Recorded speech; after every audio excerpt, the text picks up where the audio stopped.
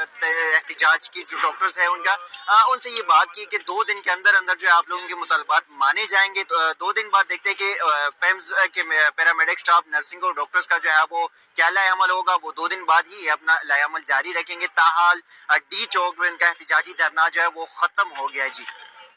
ایسوسی ایشن of private sector universities Pakistan Punjab chapter کے زیر اہتمام وفاقی حکومت کی نیشنل ایجوکیشن پالیسی 2021 کے حوالے سے اہم اجلاس کا انعقاد کیا گیا.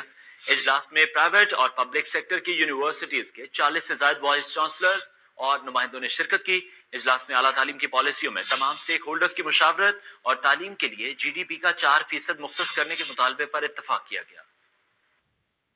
اسپورٹس نیوز کو آپ تک پہنچانے کے لیے تعاون کیا ہے جس میں 7 بیوٹی انگریڈینٹس، چاند سا روشن چہرہ لیکس. ادھر کالام میں سنو جیپ ریلی، ملک بھر سے ڈرائیورز نے پرخطر ٹریک پر خوب مہارت دکھائی. بعض گاڑیاں دریا میں پھنس گئیں. سنسنی بھرے ایونٹ پر بہار علی کی رپورٹ. کالام کے علاقے بلوگا میں ہونے والی سنو جیپ ریلی میں ڈرائیونگ کے گر، کبھی برف کو چیرتے تو کبھی دریا کو کراس کرتے ہوئے مہارت کا شاندار مظاہرہ. کئی گاڑیاں دریا میں پھنس گئی تو کئی پانی کو چیرتے ہوئے نکل گئی.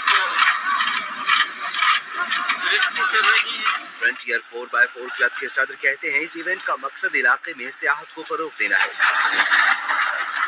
مقصد یہ جی کہ اس علاقے کو پروموٹ کرنا، ٹورزم کو پروموٹ کرنا، خاص کر پاکستان کو پروموٹ کرنا. بیکاز میں پشاور سے اسپیشلی KP سے بلانگ کرتا ہوں اور یہ کالام ہمارا جو ہے نا مطلب پاکستان کا سوئٹزرلینڈ ہے. ٹریک پر مردوں کے